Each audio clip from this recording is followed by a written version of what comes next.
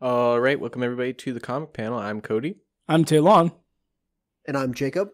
and today we are covering Batman versus Predator, published by DC Comics and Dark Horse Comics. And before we start with the intros of who wrote and drew this, I'm just going to say, when we decided to cover Batman versus Predator, specifically Jake chose Batman versus Predator for us to read, I was not expecting that some of the top artists of the time period were going to be working on this. Okay. Dave Gibbons is writing, which he is most well known for being the artist for Watchmen. Right. Andy Kubert and Adam Kubert is penciling and inking, respectively, and Adam is also providing the letters. I'm not super familiar with Sherilyn Van Valkenburg, but she is coloring. And Arthur Sudam provides superb covers. But yeah, that trio of Dave Gibbons, Andy Kubert, and Adam Kubert, and the Kuberts being the sons of the classic Joe Kubert, who has the Joe Kubert School of Comic Art. Wow. Okay. Yeah. Wow. And, Adam Kubert actually won an Eisner Award the year, I believe the year this was published or the year after. Yeah, I believe for this book, if I'm not mistaken. I Wow. believe so. Yeah. Wow. That's incredible. Yeah, so yeah, that's what we're walking into here. Dang. I felt bad because I was like, I need to watch some clips of The Predator. And I didn't. Oh, yeah. Yeah. No, I don't, Oh, okay. I don't think that's necessary. I mean, I still would have been interested to see what you thought of the Predator movies. Mm-hmm. That's not really what the show's about. I saw Prey, and that was the closest I got. okay, so you that's a Predator movie Mm. or miniseries? Is that over episodes or is it? It's a movie. It's a movie. It was it was on streaming, so that's what caught me off guard. But yeah, it's a movie. Yeah, so you get the gist. Yeah. But yeah, so to kind of roll into that, this book, it opens with a boxing match in Gotham City. Each of the fighters is backed by two of the city's biggest gangsters, Alex Yeager and Leo Broden. When Yeager's victorious fighter is killed in his apartment shortly after the match, Batman is called in to help investigate the crime. He's immediately suspicious of Broden because, he's kind of a grisly kind of guy. But it's a pretty unusual murder because the spine and skull has been removed from the fighter. Yeah, all those mob killings where the hands and feet are removed and then the skull and spine as well. Yeah. So Batman's main goal is initially to avoid a battle on the streets of Gotham between the two mob bosses. But then Broden's losing boxer is also murdered, and so that makes things even more complicated. In an attempt to defuse the conflict, Yeager's partner, Raymond Squires, who is like a legitimate businessman, but he's corrupt, arranges a meeting between the two crime lords, and during that, Yeager is murdered as well. Clues lead Batman to the killer's hideout in an abandoned scrapyard, but in a deadly duel, he becomes close to losing his life, and it is the Predator. I mean, we know that from the beginning, though. Gee, spoilers. Yeah. But the Predator escapes. Batman retreats to Wayne Manor, and Alfred treats Batman's injuries. Batman is bedridden and encased in an orthopedic cast. He begins the slow process of recovery and plans for another match with the Predator.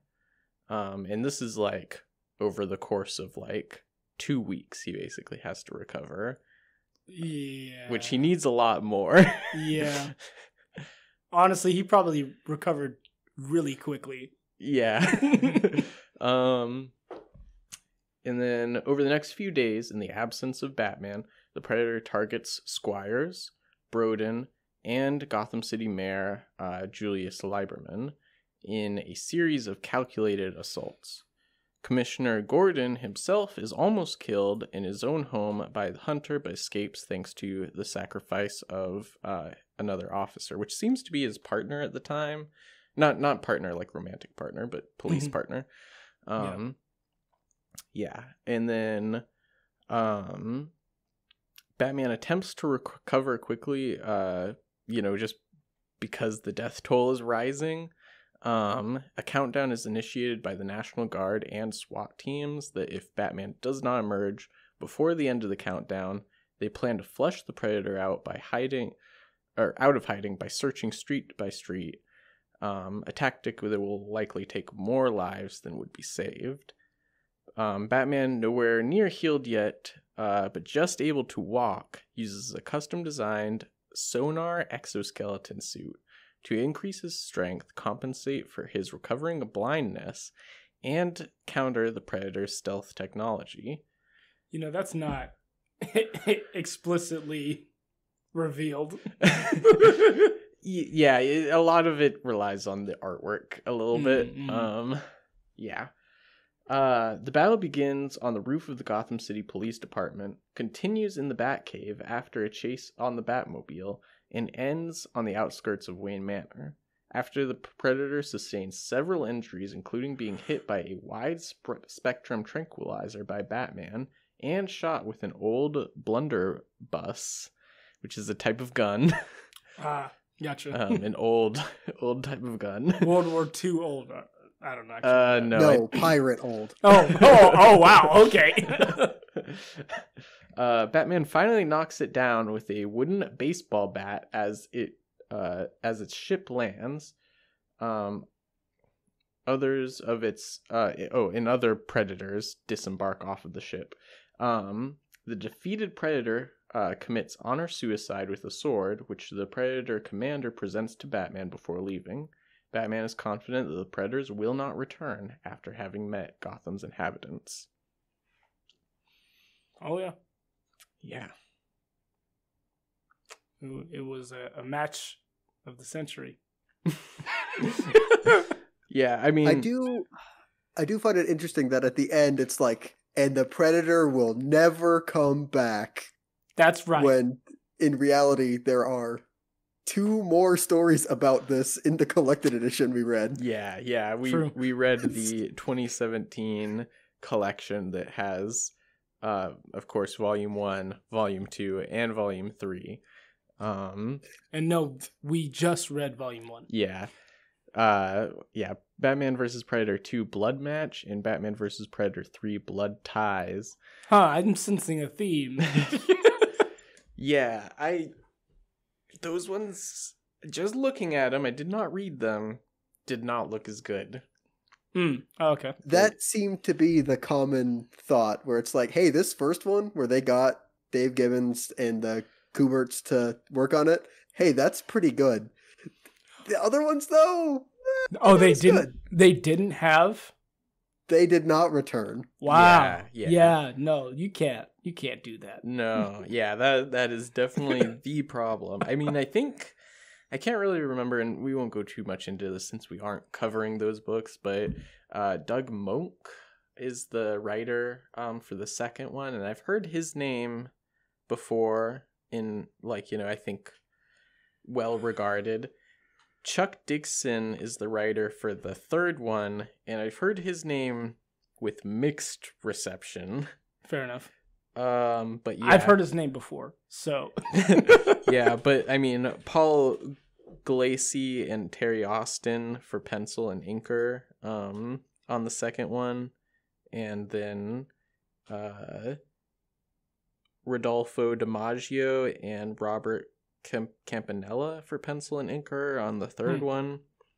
Just kind of, I mean, I'm sure that they are fine comic artists, but they are not at the, the level of the Kuberts. And same goes for the writers with, Dave Gibbons, just as far as notoriety. Yeah. So yeah. Would have been cool though if they came back, but at the same time, it seems like I do feel like this exists better in a vacuum of just being like, yeah, they don't come back, because why would they come back?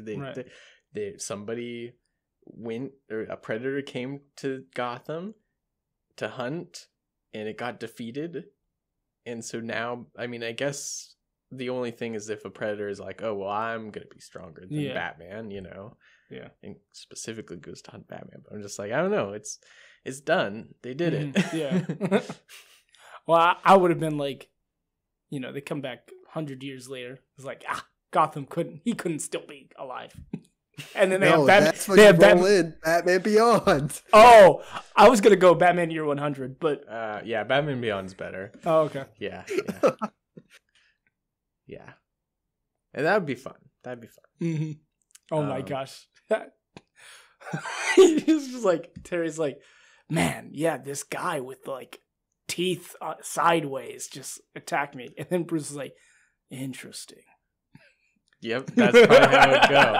That's how a lot of episodes go. Yeah, speaking of which, I really did feel like this would, for me, for some reason, I really felt like this was like a really good episode of the Batman animated series, Interesting. Like, I just felt, all of the voices, like Kevin Conroy and I don't know who played Commissioner Gordon, but I hear his voice. Yeah, fair enough. Yeah. But yeah, I think I read somewhere that part of that might be because it is in just 3 issues, and it's a very tight, 3-act structure. Mm-hmm. Whereas, the first issue is kind of establishing the premise and why they're going to fight. Second issue, they fight, Batman loses, and then we establish stakes for, if Batman doesn't get back up and fight again, there's going to be a whole lot more people dying. And then last issue, big fight. Yep. Makes sense. Yeah. No, this is a really tight story. And, something else that I read, so I thought this myself at first, and then I went back and read the foreword from Dave Gibbons. And basically he talks about the fact that, basically he talks about the concept of comic book crossovers. Interesting. And he talks about how, people like them, fans like them, and they sell great. But, once you got to the X-Men and the Teen Titans meeting, and then right after the Justice League and the Avengers, it's like nobody wants their guy to lose. Oh, yeah. And so, but the thing about this is that, Dark Horse realized you put Alien and Predator together, and it doesn't matter who loses because everybody hates both of them. And they love to hate them, Fair enough. Yeah. And so, yeah, even if one loses, the other wins, and it's always a good time. So, so it just makes sense that to versus Batman and Predator, because you don't emotionally connect with Predator at all. He is only antagonist, and he's a good one. Mm-hmm. Okay. Yeah, no, that makes a lot of sense. Mm-hmm. It makes me think, how would you then, structure your superhero story, which the crossover specifically. Mm-hmm. And I think that, honestly, like, all of the crossovers we've read kind of do what he's saying, or do the opposite of what he's saying in a way. Because they team up. They don't fight each other. Yeah, yeah. There may be a fight each other a little bit, but mostly it's out of misunderstanding. And yeah. So it's not like Superman versus Batman or something like that. Mm-hmm. Yeah. Yeah, so, and I really agreed with that sentiment, is like, this works because it's like, it's just able to focus on Batman, and it's like, and I'm not unhappy because it doesn't focus on Predator. It's like, yeah, and it does give a lot of POV to Predator, but it's all in the service of Batman's story, and that all just really works. Yeah.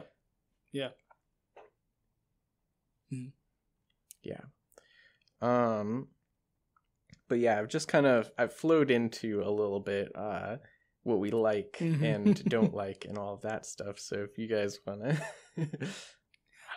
I think I want to start off with like, I think I'd say my favorite thing. Okay. And that is they said the line where Bruce is trying to get up and fight. Alfred is like, remember what the saying is, those who run and flee live to fight another day.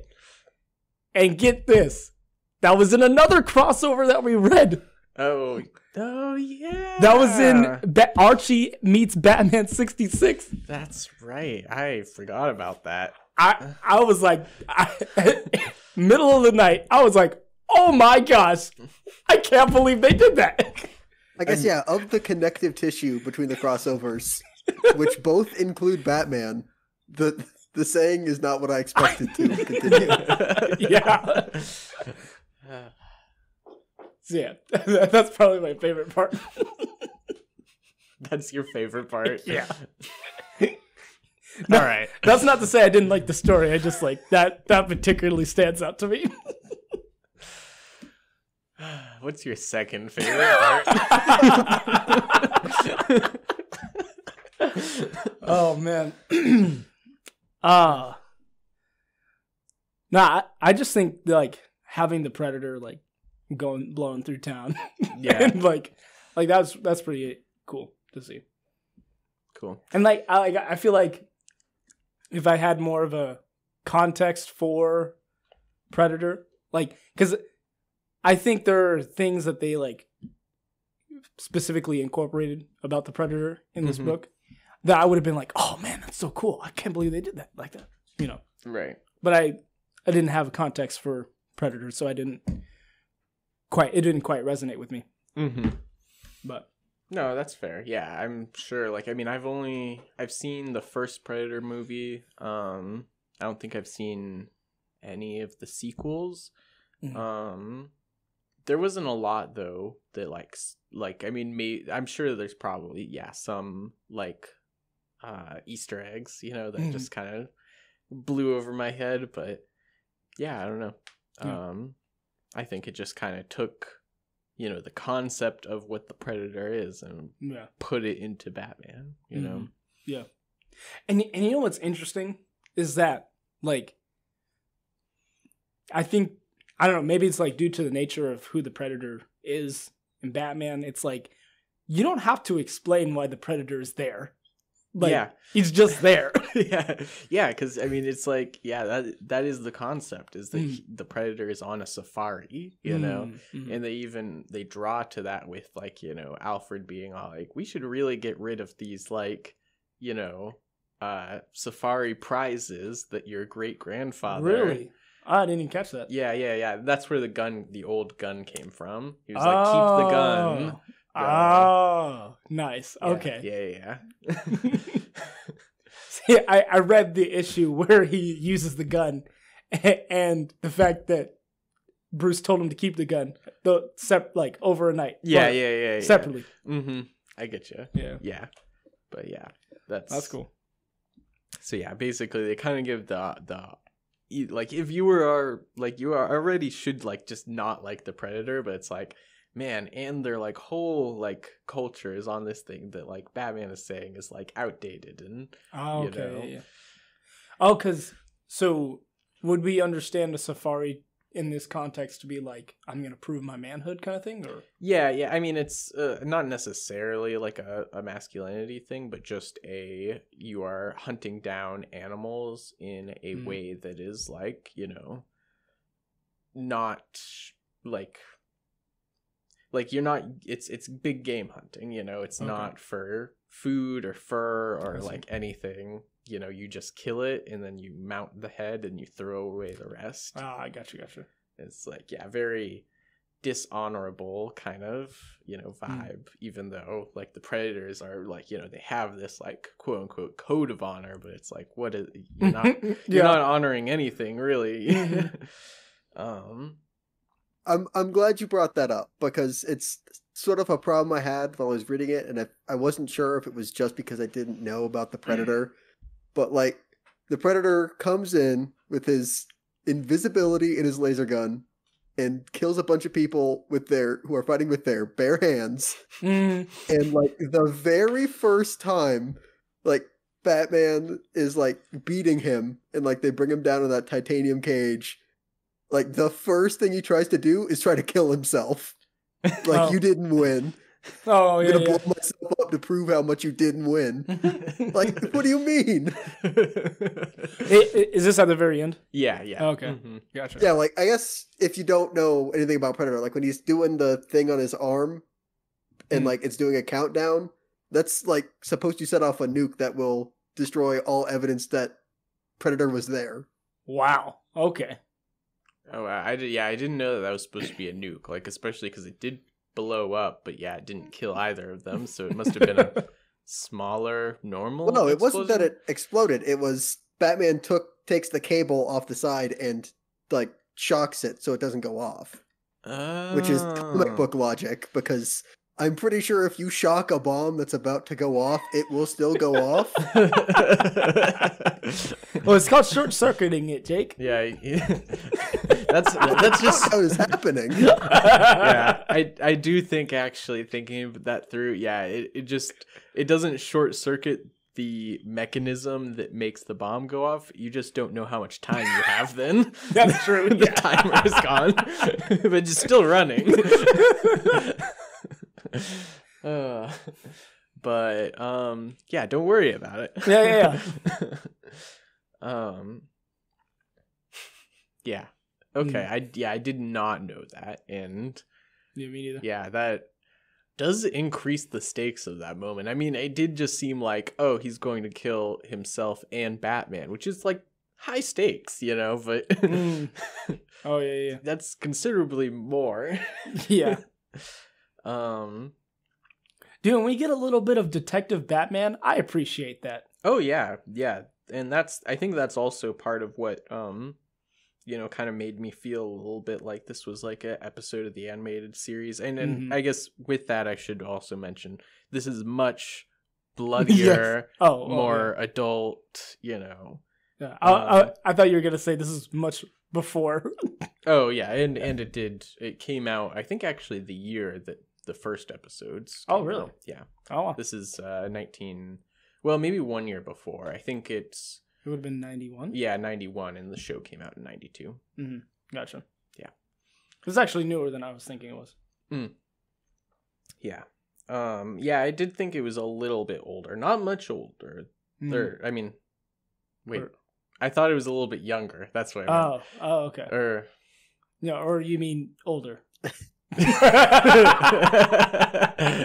you think it came out before 91 or after? You got me all mixed up, Daylon. I probably shouldn't blame that one on you, but I'm blaming it on you. I have that effect on people. Yes, I thought at first, before looking it up, that it came out before 91, but not by much. I thought it was in the 80s and post The Dark Knight Returns. Okay. So a small window of time, really. But, yeah. Yeah. And I guess one thing that I'll say that I really liked about this was the art, which I mean, I prefaced this with talking about the artists, but it's not just their reputation. They are showing their skill in this book. Like, there's so much just really tight storytelling and just great, illustrations in each panel.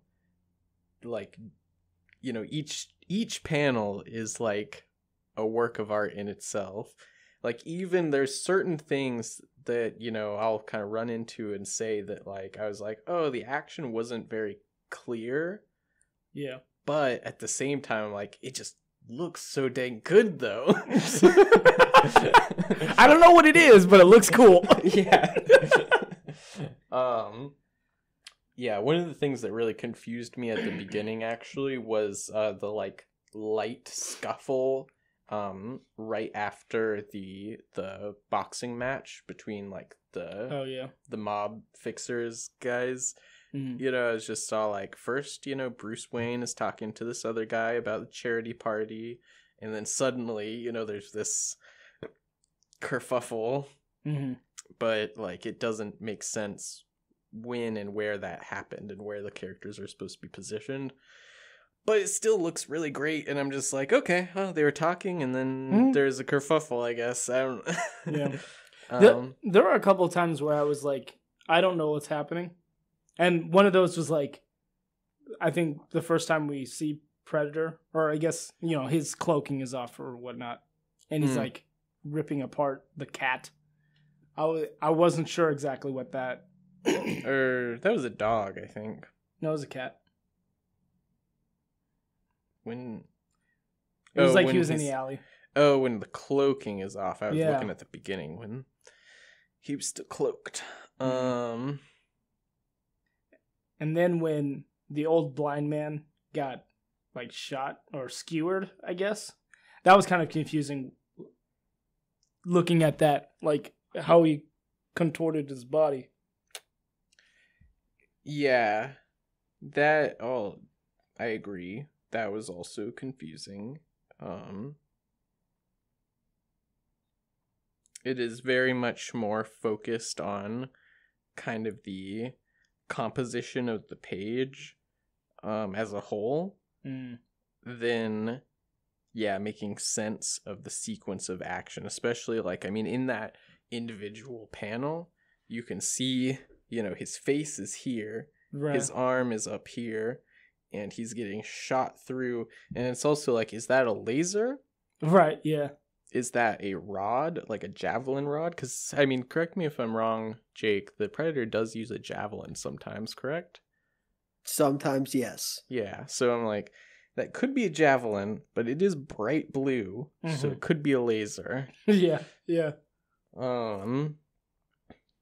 Yeah, I'm gonna say I think that later on they do show him, and it's a smoking scorch mark. So yeah, it's a laser. Oh, I gotcha. Yeah. Also, to respond earlier to the part about the cat, I've noticed that sometimes Predator is in like this white, and then the rest of him is like completely normal, opaque, and that is his invisibility turning on. Okay. So he is somewhat visible, but going to invisibility. Gotcha. Yeah, but it is kind of unclear too. It's like, whoa, what is going on there? Like, there's all this smoke effect on top of it, and yeah. So yeah, that's definitely, I agree with that. Just parts of it where it's like, this looks cool, it looks nice. You maybe needed to like, I don't know, not zoom out, but I guess zoom in. Like, you need to see like read the page over and like kind of see. Yeah. But yeah, just like. But but overall, I think I can appreciate the art. I like reading it. It wasn't necessarily something I was like, oh, look at that. But looking at it now, on that, like, I can appreciate. Yeah. I really like, I mean, it makes sense that that Adam Kubert got an Eisner for his inking work here, because it's like, he just uses like these really thin lines to, kind of just underbrush certain shading, like on Batman's leg here, which is like just, it's just lines, but but and then on just all across the Predator, it's like, but it just it works in a really unique way. And then also, the coloring, I did not keep her name in my head, Sherilyn something, but just like, it's almost painterly. I do wonder if Sherilyn Van Valkenburg. Sherilyn Van Valkenburg. The backgrounds are just like sometimes so, I don't know, just dynamically colored, and they like in very interesting details of things that are not the the focus. It's like, oh, okay, well, we have the colors, we can just be a little bit more detail oriented about this stuff. And I mean, you can see a lot of influence from Frank Miller's Dark Knight Returns, just in terms of using a lot of the exposition kind of information from TV reporting. Oh yeah. But also somewhat in the art too, in the way that like Batman is posed, I feel like. But again, the Kuberts are strong enough artists that they aren't like, specifically taking anything except for possibly light inspiration. And you also see a little bit of, I feel like there's also a lot of inspiration from Year One too. Just in like, a lot of how Batman and his stories are drawn, and like kind of the griminess of Gotham, and it's always raining, and like it's really like it is creating what Gotham is supposed to be after years and years of Gotham, just being any town, on I gotcha. It's having some character. Yeah. But that's I don't think I really liked his sonar suit, I'll call it.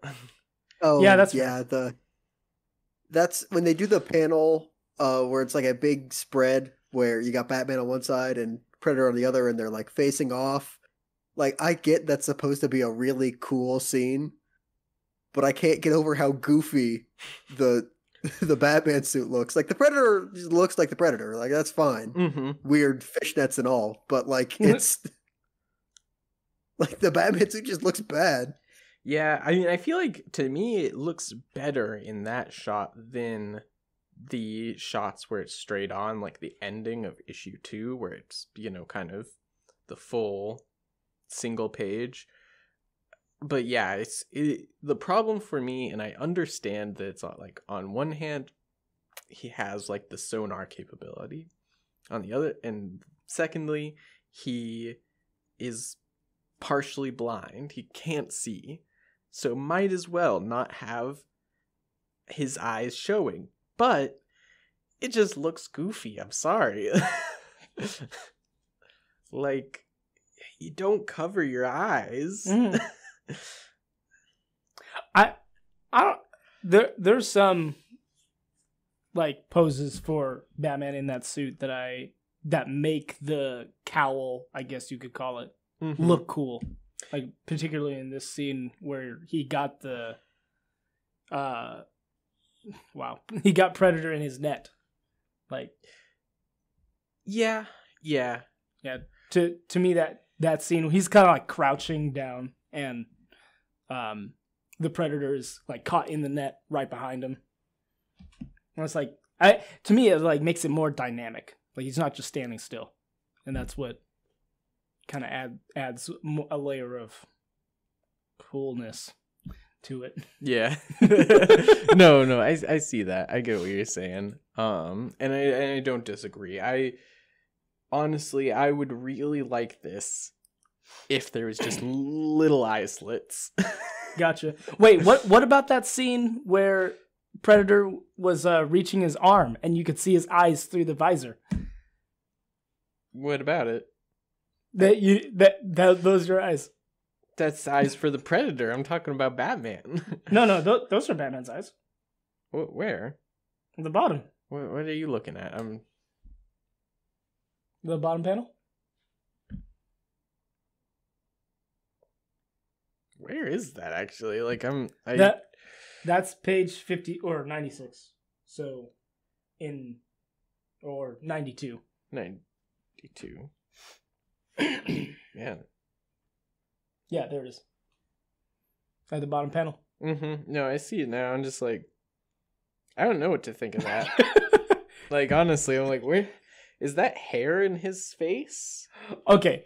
So I will say, I don't know why they drew him in the suit as if he had a goatee, and I don't know why they made that decision. How do you see a goatee? It's not in this picture. Oh, the one above it. Yeah, that's just shading. Yeah. Okay, fair enough. I see what you mean, but yeah. Yeah. Okay, I'm still talking about the eye panel. Yeah. What is over his eye?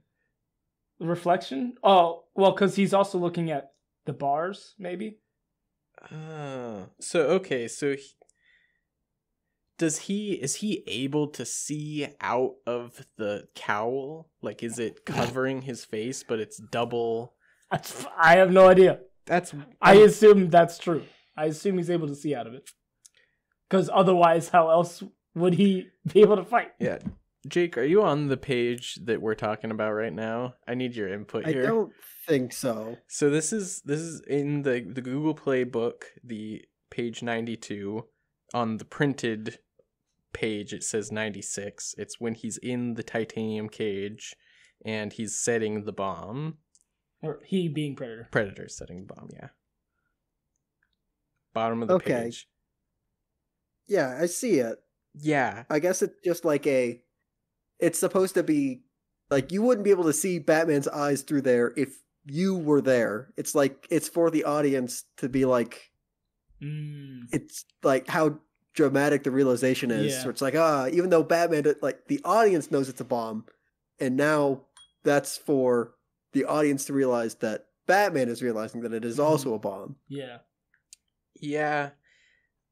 I just also, on top of that, I feel like that's some really, like, anime eyes. Like, not, yeah. Not anime girl, but, like, just anime. Like. Yeah, I can kind of see that. It was just. But it's like, yeah, I didn't read that deep into it. I'll be honest. I mean, fair. I glossed past it, and then Talon put it on my radar, and I'm like, that's weird. So yeah, definitely, it's a nitpick. It's a nitpick. And I'm not even saying it's bad. It's weird. Now that I'm looking at it. Dude, I totally missed the fact that this happened. What happened? The whole arm thing setting on the bomb. Oh. Yeah. Yeah, I mean, I will say, I think that if this book struggles with something, it is how it conveys a lot of the action a lot of the times. Mm-hmm. I think that it does make it interesting, and you're, like, on board, and you're never, like, so taken out of it that you're like, I'm just gonna, like, skip through this. But you might miss certain details. And I think that also actually comes through in the writing, too, sometimes, where Dave Gibbons expects you to pay attention a little bit more in terms of, like, what happened on the previous page going into the next page, Oh, which I mean seems like, yeah, you should just be able to do that. It's the previous page, but right. you know, if you don't have any visual evidence from the previous page, like I'll have to remember what it was, but there was one thing where I was like, wait, that doesn't make sense, and then I turned back and I'm like, oh, they're talking about that thing. Yeah, gotcha. Yeah, so I think that is not totally a critique, you know, but it can make it a little bit confusing. Yeah, I think maybe it was actually the first time they used the bat signal. The bat signal wasn't. Oh, okay. Yeah, that's what it was. Right. They like basically Alfred is all like, you know, your previous engagement or something at the party, and then they show the bat signal, but then they don't show it on the next page. It's a little bit like, oh, wait, why is this happening? Oh, I gotcha. Yeah, that's right. Because yeah, it's just like, you know, it's way in the center of the page. You know, you might not notice it. But yeah, I will say having that. So going back to kind of like what I liked about the story. Just having Batman being taken out and then Gotham having to deal with, we've got the Predator on the loose. Yeah. And then the gangsters are like, we're going to be heroes. We're going to go legit and take down the Predator ourselves. I thought that was interesting. Yeah. That was fun to read. I mean, yeah, that was kind of fun where it was just like, you know, this, you know, like, I mean, he is like big time, but he's also kind of like, he's still trying to climb his way up in the ranks, you know, in terms of like his family. Yeah. And yeah, just being all like, oh, well, I can still, you know, at first it's really his mom, you know, which is also such a fun like character detail. I both am like, that's fun and cringe at the same time. Yeah. Yeah, totally. It's just like, oh man, you know, this guy. But yeah, I mean, it just is like, you know, that character to a T of just like, he really is just this nothing kind of guy, you know. He doesn't have any ideas or aspirations of his own. Oh yeah. You know, he just For context, we're talking about a character named Leo Broden. Yes. And he was first introduced in the beginning of this book as one of the, I guess, the people who had their fighter fighting against. Yeah. And it was the other guy was Alex Yeager, who was more of like the legitimate, seen as legitimate. And so Alex Yeager was taken out, and Broden was kind of like, yeah, I think I could like probably take it. But then he wasn't totally on board. And then his mom was like, no, you can take this. Yeah. Like, you could become legit. And then he was like, okay. Yeah. Man, but yeah, that was a good characterization. I also like the characterization of Gordon, you know, and using him as a character, and how, like, you know, how he relies on Batman, but also like his friendship to Batman too, and is like, please, you know, as your friend, you know, which to me is help. Like, it's very different than a lot of depictions of Gordon, I would say. Yeah, somewhat. Or at least not. Well, I guess I'm saying that in more the, you know, friendship to Batman, like, specifically. Yeah, I mean, this is definitely an older version of Gordon, you know, that they're using, because, like, I mean, thinking about it, so we read Year One, right, and that's Gordon, you know, also in his Year One. Yeah. And so he's young. This has full gray hair. Yeah. Gordon, you know. They've been working together for a long time. Batman is mysterious, but he's a known figure in Gotham. an institution. The National Guard and SWAT teams wait on him. Yeah, and then this Batman is like you said, like well known, but also like respected or like liked. Yeah. So that's also a little bit different. Mm-hmm. I mean, some depictions have it that way, others don't. Yeah. Also I will say too, I liked that this did not have any other like major character crossover. What I mean by that is that I saw in I think the third Batman versus Predator the Mr. Freeze and Catwoman make appearances. Interesting. Okay. And on the surface, that does sound like it could be interesting because, like, a lot of what people like about Batman is his rogues gallery.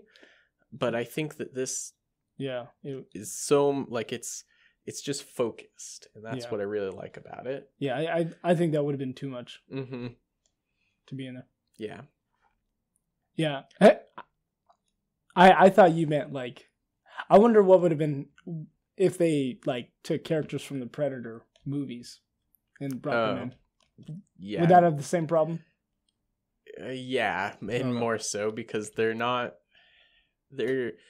it's more like, I mean, I wouldn't call the Predator is more of action horror, but the thing is that the people that are in Predator movies, they aren't meant to be like, they don't carry the franchise. It's the Predator franchise, Fair like enough, yeah. they are the heroes of the story, but they aren't the people that you continue to follow. The Predator always picks new targets, basically, you know? Yeah. So it would be weird if the people that survived the Predator's attack in Vietnam in Predator 1 were in Gotham. Yeah. Especially because it was like Arnold Schwarzenegger and what is it, like Keith?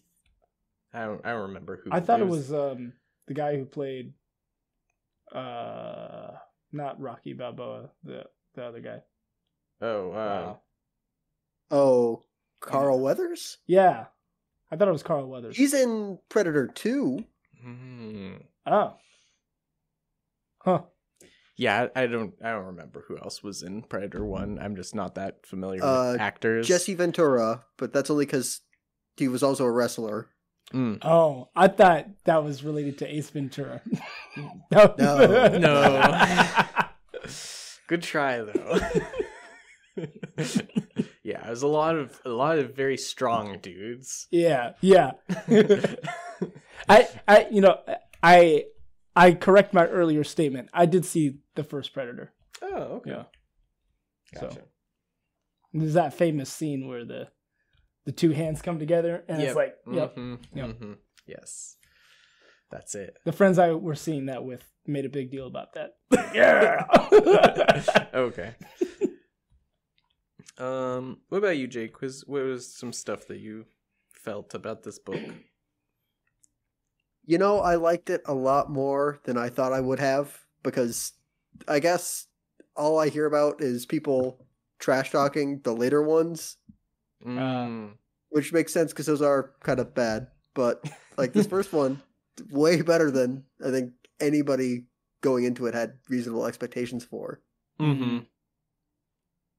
And I liked the art. I think was good. I can see how you could say it's like very of the 90s, lots of grit on there, but I liked it. And I think it took a nice spot between like the gore of the movies, because those are pretty much all R-rated, I think. Are you talking about Predator? And yes, Predator. I'm sorry. In the comic, it balanced that well. Like, there's a lot of blood, but there's not a lot of like violent imagery in it. Mm-hmm. Yeah, and there's a nice balance of that. Yeah, that's a good point. And I will say too, not that I think that you were saying that not that you're putting words in my mouth, but just to clarify that, like, yeah, this is, like, it does have a lot of, like, that 90s grit, like you were saying, but I think that it implements it really well. Like, it is, you know, that 90s style, but not turned up to the nth degree like somebody like Rob Liefeld might do, you know. You know, I was going to mention that because there's the cover going around of like Falcon Captain America doing the Liefeld Captain America pose. Yeah. Yeah. I mean, you know, any of it, like, I mean, you can think of, you know, even his Wolverine, you know, when he was still drawing X-Men, you know, all of that stuff. It's like, it has a lot of similar kind of line work, but this is just so much better, where it's like, you know, the composition is still in the realm of, you know, like human bodies, I guess. Sorry, I shouldn't dig on Rob Liefeld so much, but So explain a little bit what you mean by composition. Well, just like, I mean, in terms of like, so I feel like this, I mean, we did judge it some, I will say, for like, you know, not being able to tell what is going on, but especially in static shots, it's like, okay, this is a realistic image, you know, not, and I don't mean that in the way of like cartoony versus realism, right, but in the term of, or in the way of like, this makes sense, you know, with like physics and just anatomy and all of that, you know. It's like, this could be, you know, a thing that happens.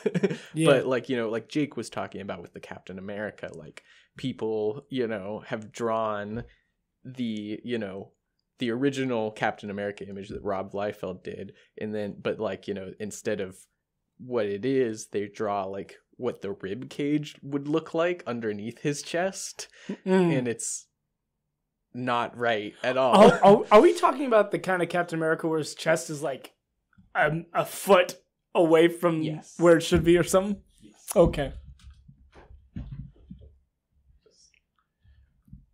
We'll take a quick break to search up that image. Right. Oh, yeah. Yeah, and there's okay. There's that one that just popped up. I got you. Yeah, but people drew the rib cage underneath that, and that's fine. Is it that next picture? I don't think so. I think this is something different. Oh, okay.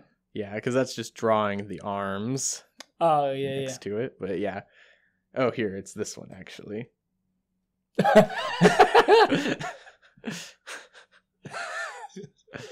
Yeah, that's a little funky. Yeah.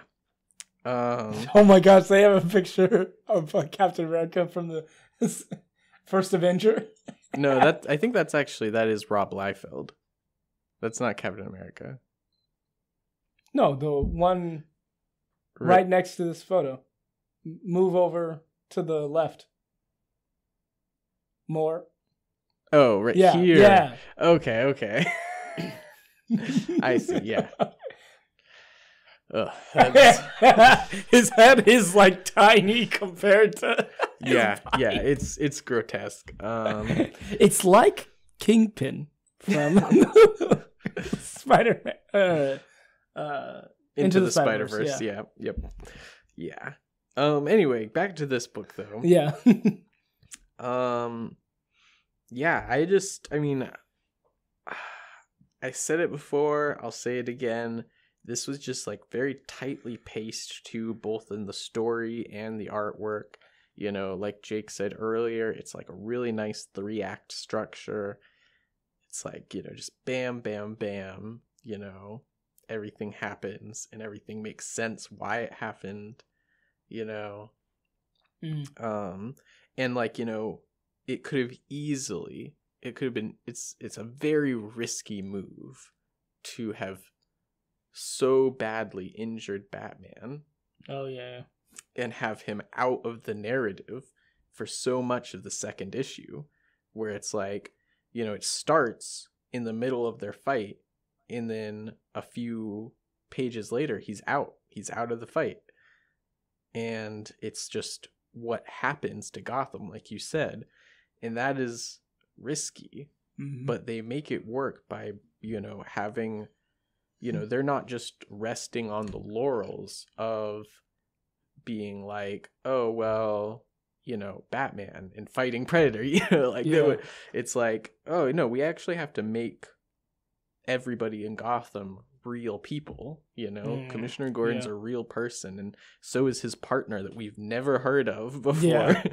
And Gordon feels real grief and responsibility when she dies in his place. Yeah.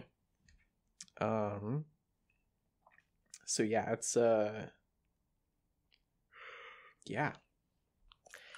That's all I've got for it, really. I don't know if you guys have any parting thoughts on the book. Would you guys want to read the other crossovers? Or the other, specifically Batman Predator crossovers? Right. I mean, I'm down. Maybe.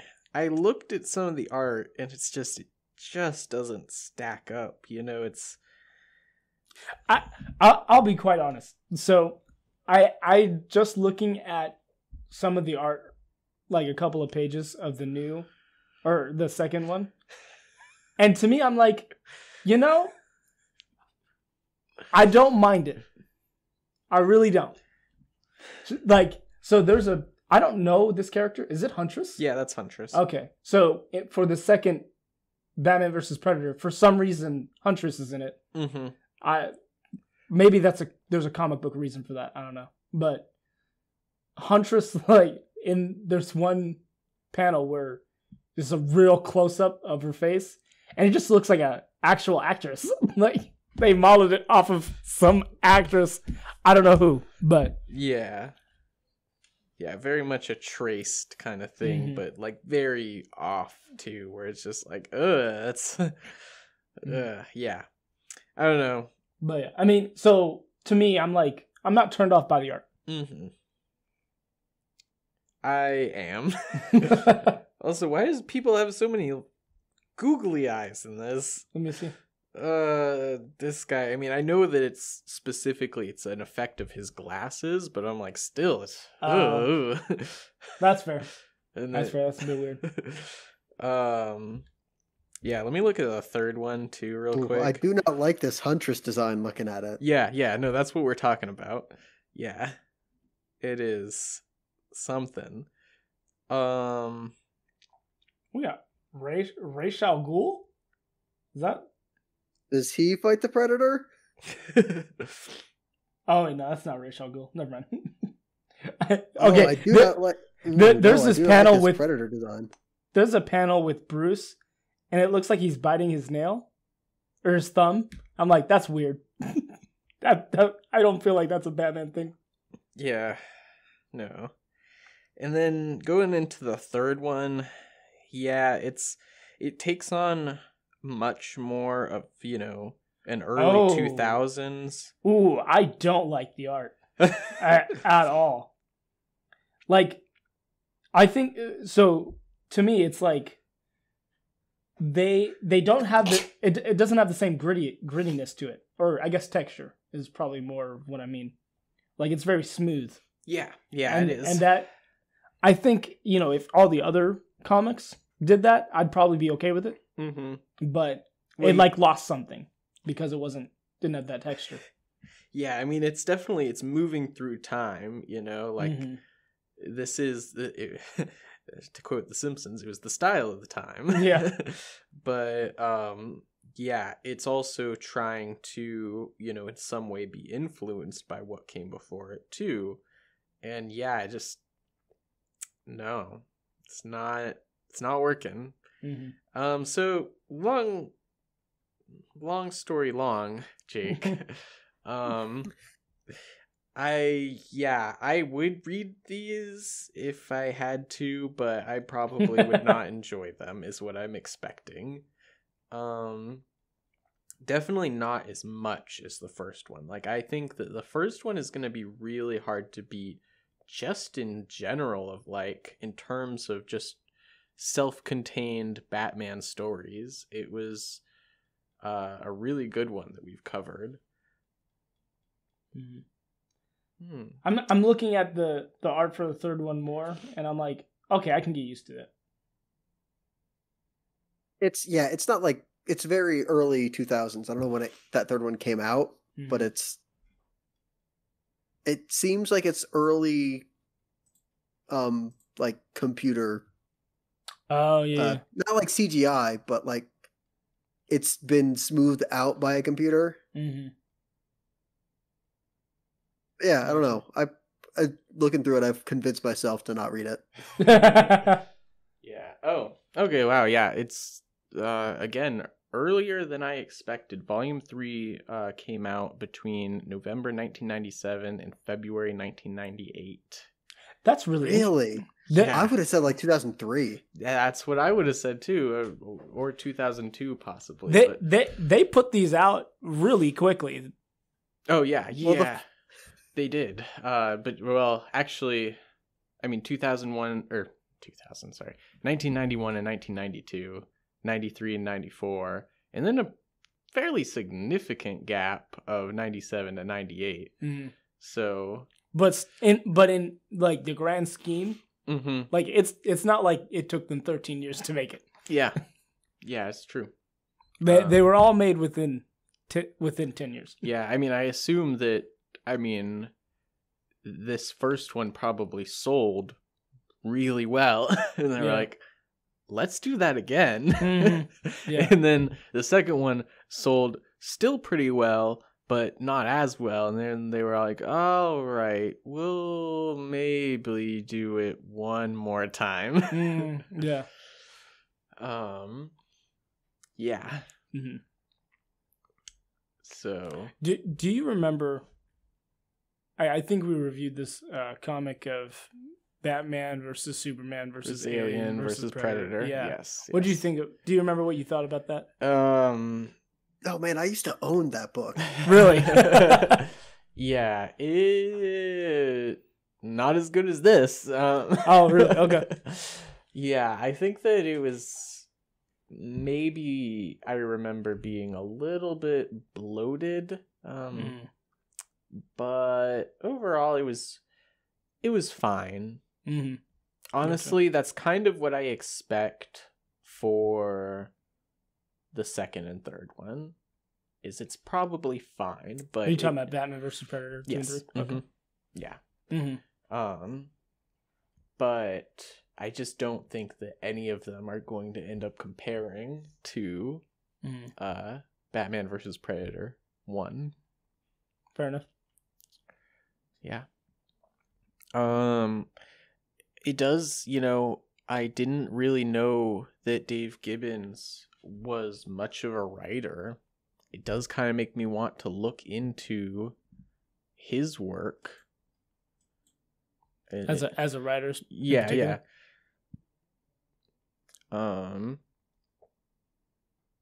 Yeah, it looks like he drew Forgive Me Liberty for writer Frank Miller and Dark Horse Comic. So he penned this comic.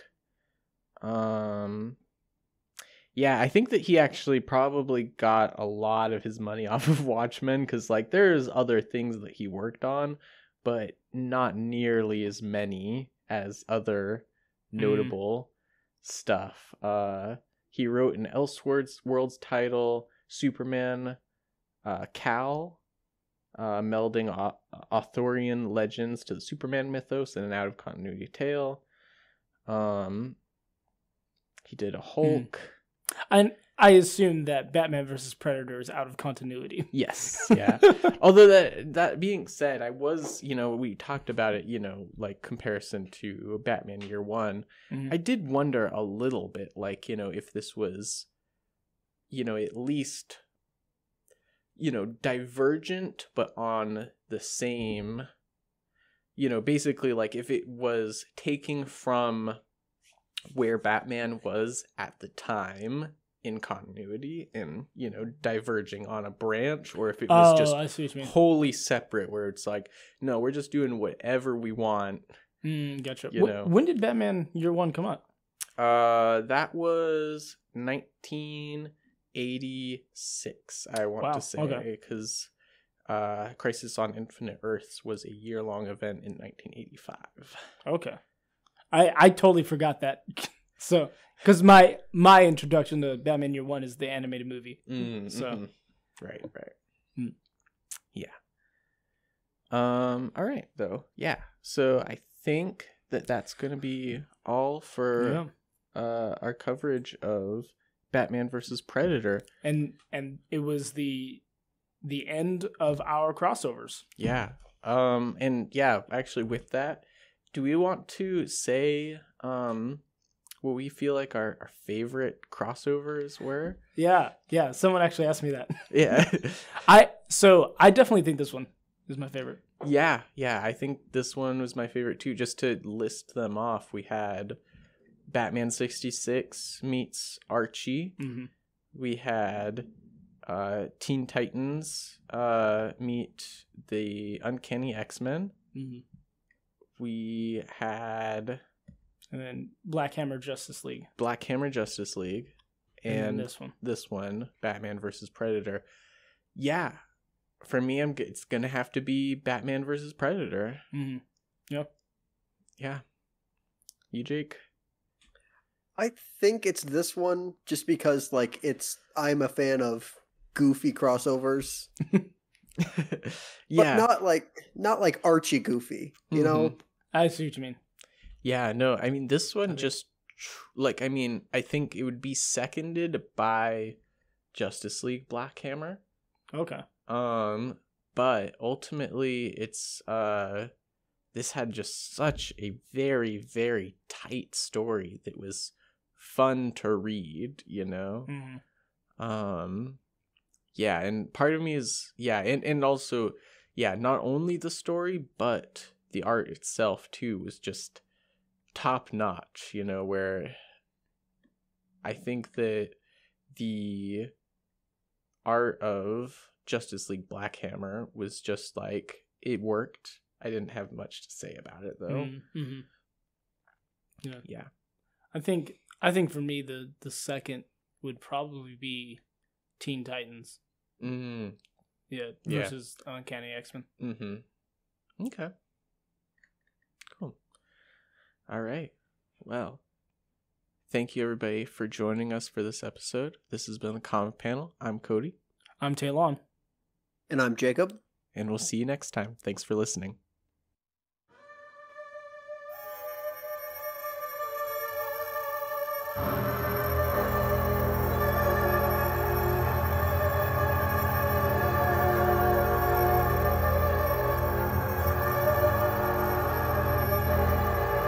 Thank you for listening.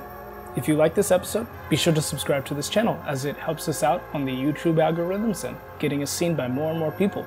You can also reach out to us with any thoughts you have on the things we talk about on Twitter at TheComicPanel1 and on Instagram and Facebook at TheComicPanel.